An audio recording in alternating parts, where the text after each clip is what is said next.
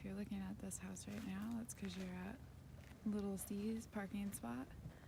You see it's on the right side of the house. If you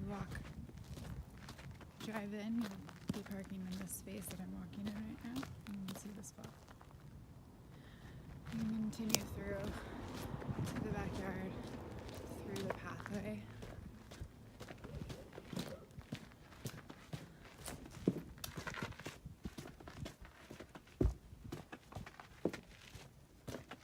And there she is. Little C in the backyard that you have full access to. Anything in the backyard is free to your use. The back porch is an area that would be a space that we could collectively be in if you desired.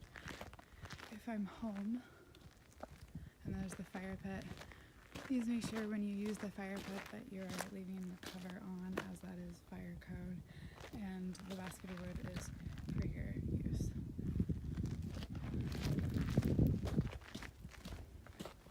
When you step up on the patio, you'll see the lockbox to the left of the door.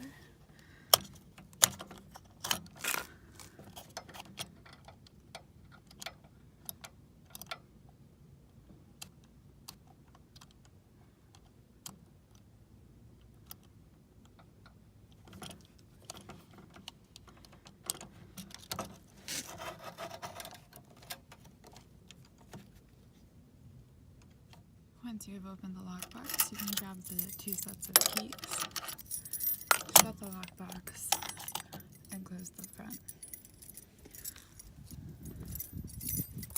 This is the lock for the door, right here, and the handle.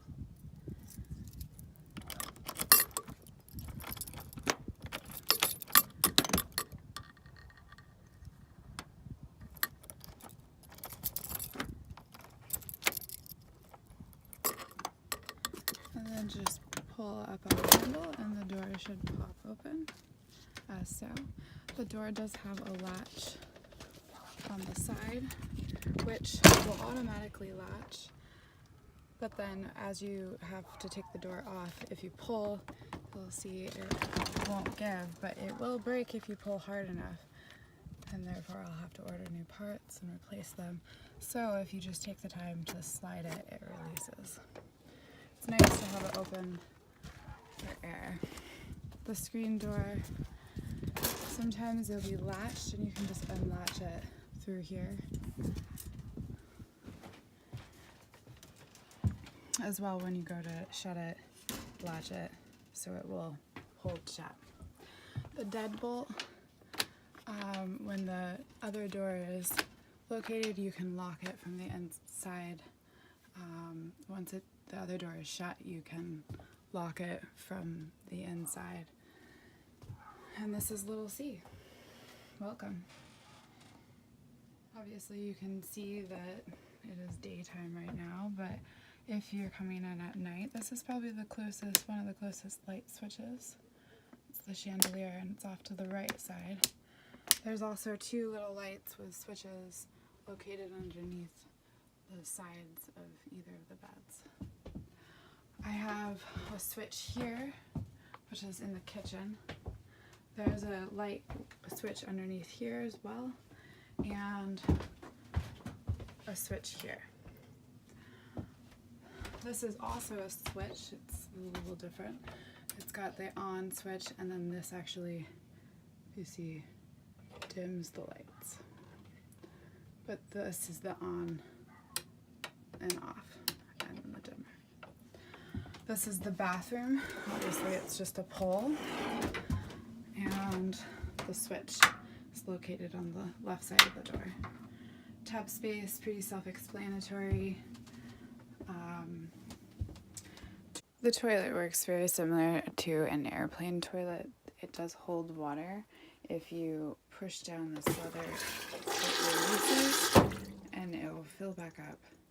Please make sure that it is filled with water as you need adequately, and you can actually add more if you only half step and see it fills the bowl more. Done. So everyone, I'm sure, is excited to get to use Everything in the whole entire area does get hot, so if you leave anything in this area, please note that when you touch it, it could burn you. The handles even get hot. This tool can get hot. You usually find it located somewhere along the bottom, and it is a tool to help you open and shut all the little latches, as well as you can use this down here to pull the tray that ashes down which it ashes down into here, which I can go ahead and check. Okay, and then this vent here is going to control the air flow going in and out of the bottom of that stove. So this is kind of how you control the rate of your burn and how hot it's going to get. If you're wanting it to light, you're going to want it open. So that's where we're going to want it right now. There's a thing of kindling down to the right side. I always start with paper on the bottom, kind of use whatever they got left in there from the last fire. As it kind of maintains and helps the next start, I will leave bits of the fire in there first. A little paper, and usually provided are some type of wood or sticks or smaller kindling to get you going. Okay. Light.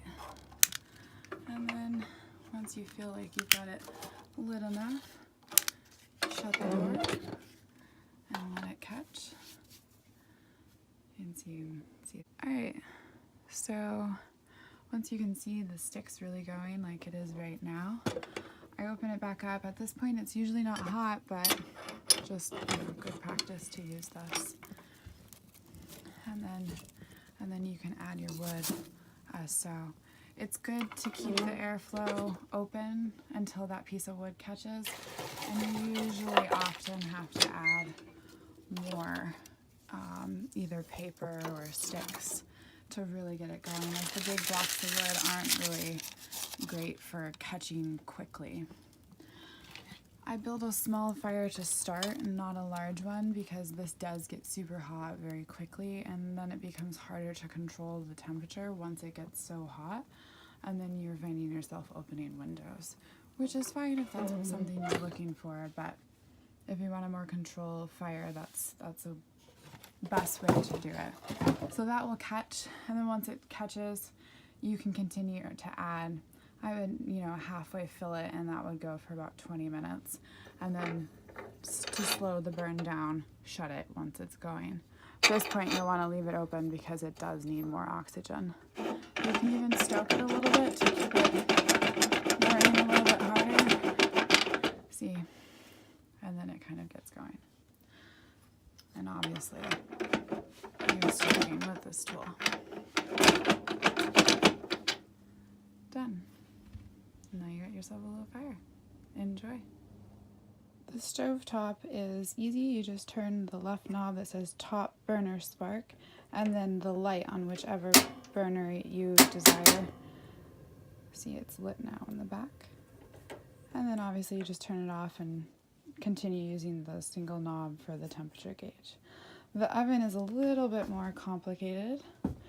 You'll see the knob up here that says off, and the pilot. If you don't push it in, for safety reasons, all of these are safety features since it is propane on a moving vehicle.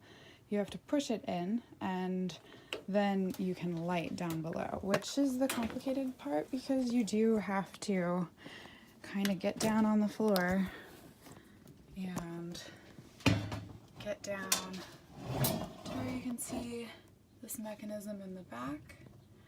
Just be patient with me as I kind of get in a place where I can use both hands as I'm pushing the top knob that I just showed you, lighting the stick lighter provided in the drawer next to the oven. Pushing that pilot in, you can see it lights. You hold it in there for a good 60 seconds, maybe 30, depending on how warm it takes, how long it takes to get warm. Keep holding the knob.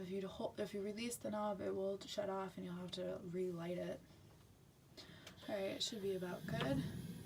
and see it's lit. Now on the back on the knob, you're able to do all the normal temperatures, like just like a normal oven, just lighting the pilot. Little C is excellent, and if there's anything we can do along the way, please feel free to contact me, as if something's not working right, it's meant to be working right, so we can take care of that for you. I do want to direct your attention to these awesome cute little stickers. Those are for you to take home, and then my little journal of Little C, which you're welcome to leave an entry if you desire. Underneath them you'll find 2 clipboards with lots of information, local information, as well as way of different manuals of how to run everything in the Airstream. Most everything, as I didn't have manuals for a few things, but you can always call me and I'll help you with that. Alright, thanks so much. Enjoy your stay.